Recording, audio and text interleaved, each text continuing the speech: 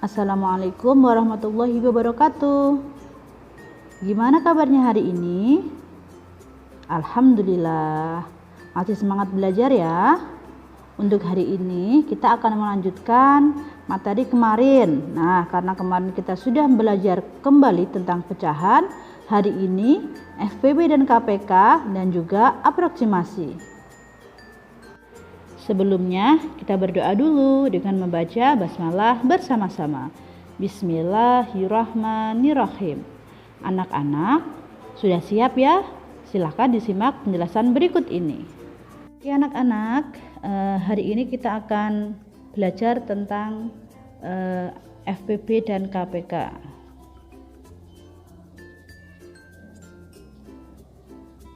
Nah, untuk FPB dan KPK yang perlu kalian ingat, yang perlu kalian pelajari adalah bilangan prima.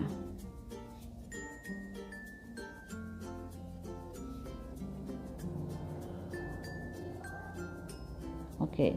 Jadi bilangan prima di sini adalah bilangan yang hanya bisa dibagi dengan bilangan itu sendiri. Bilangan prima berarti mulai dari 2, 3, 5, 7, 11, 13. Ini kuncinya di sini ya.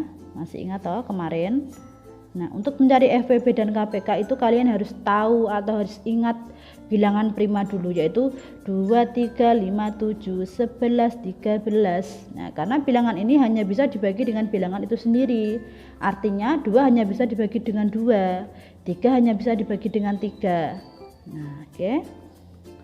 Kemudian yang pertama ada contoh semisal 16 dan 20. 16 dan 20 kita langsung cari FPB dan KPK-nya. Yang pertama kita buat bahan faktor. 16, Bahan faktor yang pertama kita bagi dengan angka 2 dulu. Kita bagi dengan angka yang paling kecil dulu, yaitu 2. 16 dibagi 2 ketemu 8. 8 dibagi 2 ketemu 4. 4 dibagi 2 lagi ketemu 2. 2 dibagi 2 ketemu 1. Sudah selesai. Kemudian yang kedua ada 20, sama, dibagi dengan angka terkecil dulu. 2 20 dibagi 20 10. 10 dibagi 2 ketemu 5. 5 dibagi 2 bisa enggak? 5 dibagi 2 enggak bisa. Masuk ke 3. 5 dibagi 3 juga tidak bisa, berarti 5 bisanya dibagi dengan 5 itu sendiri ya. 5 dibagi 5 ketemu 1. Nah, dari sini sudah kita ketahui faktornya ada. Kalau 16 berarti 1, 2, 3, 4. 2 pangkat 4. Sedangkan yang 20-nya 2-nya 2 kali dan 5. 2 pangkat 2 kali 5. Kita langsung nyari FPB. FPB adalah faktor persekutuan terbesar.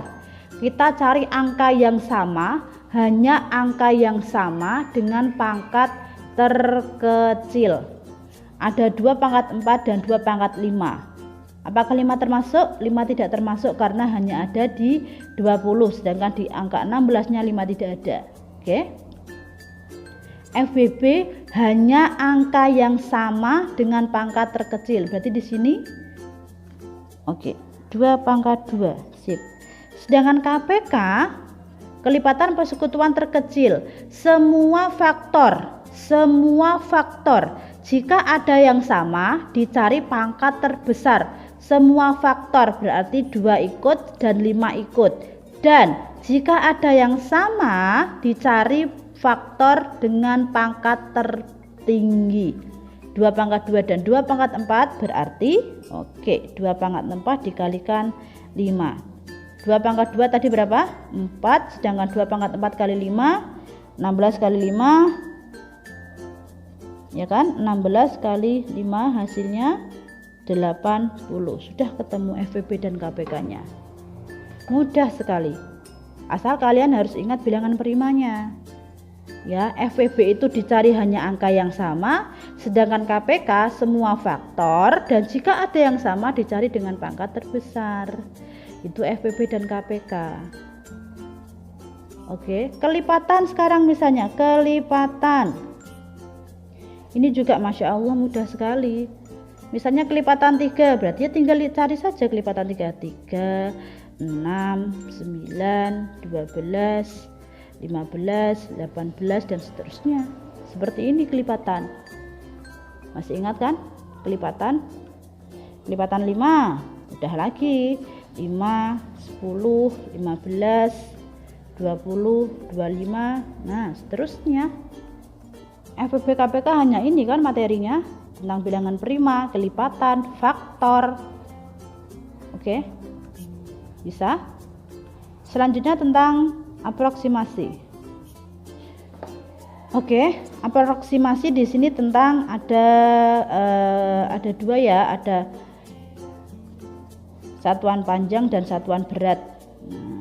Alat ukur baku dan tidak baku. Yang baku itu berarti ada meteran, kemudian ada ada meteran, ada roll, kemudian ada meteran pita. Nah, itu satuan panjang untuk mengukurnya ada meteran. Kemudian yang tidak baku itu ada jengkal, langkah kaki. Nah, satuan panjang kemarin, ayo coba kilometer hektometernya masih ingat? Kilometer, hektometer, diameter, meter, desimeter, sentimeter, milimeter. Nah, ini kemarin. Wes, ini tok satuan panjang. Kalau dia turun berarti dia dikali, kalau naik berarti dia dibagi. Sudah. Oke, lanjut. Oke, untuk satu tangga berarti dia 10, 2 tangga dia 100, 3 tangga 1000, 4 tangga 10.000, 5 tangga 100.000, 6 tangga, wow, 6 tangga berarti 1 juta. Iya, nolnya 6. Sudah diingat yang ini saja ya. Dia turun dikali, naik dibagi. Naik 2 bukan 20 tapi 100, karena dia 2 berarti nolnya 2. Contoh, 6 hektometer berapa meter? 6 hektometer berapa meter? Dilihat HM ke M, turun 1, 2, berarti tinggal nambah nolnya 2. Nah, seperti ini tok, sudah. Kalau turun itu tinggal tambahkan saja nolnya.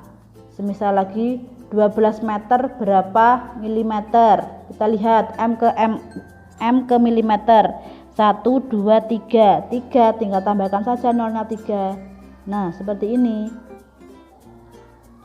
Kebalikannya, jika dia naik dia harus dibagi kan. Kalau dibagi berarti hilangkan saja nolnya. Contoh, 5000 cm berapa diameter misalnya ya. 5000 cm berapa diameter. Kita lihat CM ke DAM, 1, 2, 3, 3 tingkat, nolnya hilangkan 3, 1, 2, 3, tinggal berapa? 5. Sudah ya. Ini untuk satuan panjang. Sama dengan satuan panjang, satuan berat juga memiliki alat ukur. Kalau alat ukur berat itu ada timbangan ya, ada timbangan gantung, ada timbangan duduk. Nah ya, kalau satuan berat itu menggunakan gram. Nah, sama, kita buat tangganya juga kan, tapi kilogram, hektogram, diagram, gram, sentigram, gram, desigram, sentigram, dan miligram. Sama juga untuk satuan berat, dia turun juga dikali, dia naik juga dibagi. Sama ya, intinya itu. Sama kayak ini juga, 1 tangga 10, 2 tangga 100. Misalnya